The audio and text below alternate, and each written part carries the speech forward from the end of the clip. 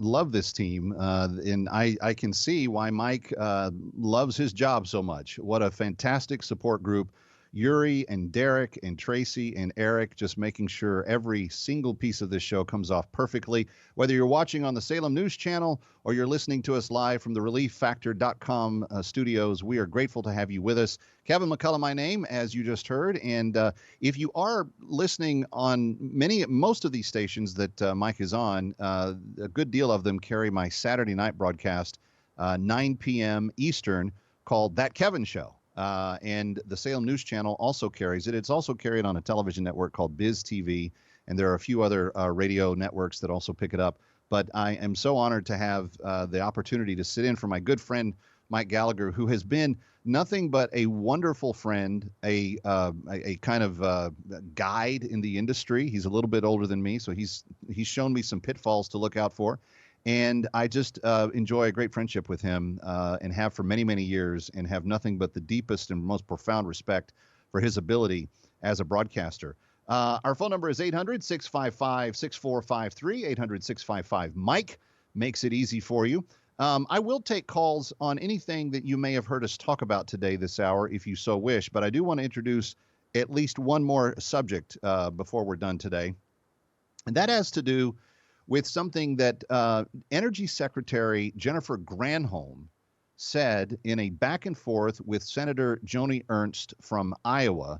I think this was 2 days ago in a Senate hearing that they were having regarding energy policy.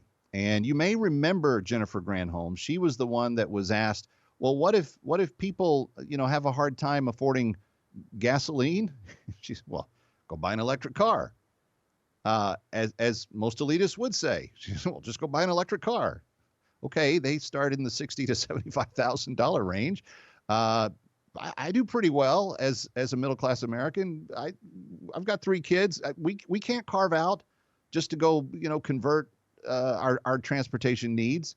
So I don't even know how people that are really impacted by the energy crisis and the gas prices and the higher grocery prices and everything else that comes along with that. I don't know how they can go afford an electric vehicle, but that's what she kind of became famous for once she came into the administration.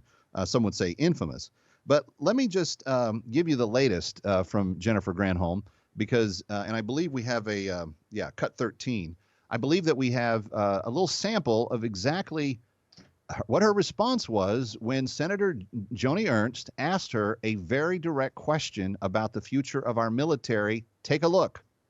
I believe the proposed swapping of the military's non-tactical vehicles for an all-electric fleet, again, by 2030, really is putting the climate crusade ahead of our department's lethality. We need to focus on that first. So do you support the military adopting that EV fleet by 2030? I do, and I think we can get there as well. And I do think that reducing our reliance on the volatility of globally traded fossil fuels, where we know that global events such as the war in Ukraine can jack up prices for people back home. The tape. She was asked a direct question. Do you think, and check your watches, friends, 2030, how far in advance is that? 6.5 years. Can we, by 2030, convert our military fleet to all electric vehicles? And what's her response? Well, yeah, I think we can. And the purpose of it should be because we want to be green. We want to make sure that we're not dependent upon blah, blah, blah, all the stuff that came after that, which was basically code for we don't want to use fossil fuels anymore. Okay, wherever you're at on the new Green Deal, feelings about commercial use, private citizen use, compulsion of citizens to be forced to go green, et cetera, that's a different discussion. What I want to talk to you about this hour, 800-655-6453, 800-655-MIKE.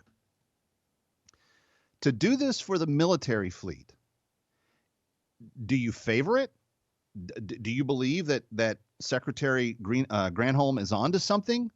That by going green, we're going to maintain our lethality? We're going to be just as tough and as strong and as able to respond at a moment's notice as we would be if we weren't going green?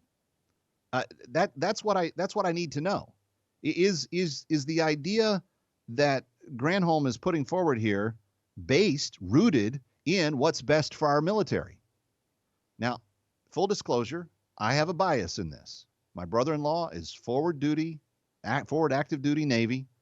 He is a commander in the U.S. Navy. He's a F-18er. He oversees a number of guys in his flight wing, and you want to trade out EV parts in the stuff that we need to go fight and win wars with. And here's the thing. I think you could make the same argument if they were pushing fossil fuels. And this is my point.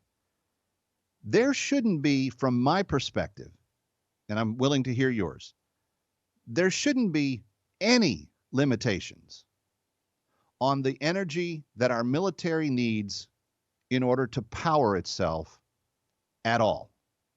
End of statement. Nothing else to be said about it. If you want to do that for the private sector and you can get the votes to do it in Congress, go for it. If you want to do it in the federal ranks, non-military, you want to make all the non-military vehicles in the country all EV, and you have the political will and power to do it, okay, go ahead. I think it's kind of short-sighted, but do it. But someone explained to me, because I'm really confused about this, how putting handcuffs on our military and saying only one source of energy is what we're going to use going forward, that we will only use renewable going forward, to me is about as dumb as it comes. And I don't like to use that word because it's not a very nice word to use about people that you're talking about. I'm not saying Secretary Granholm is dumb. She may be. But I'm saying this idea, the thought of this, is one of the most ridiculously stupid things I've ever heard put forward. Why would we do that? Why would we say, oh, we have the capacity to go win wars, kill people and break things? That's what the military does.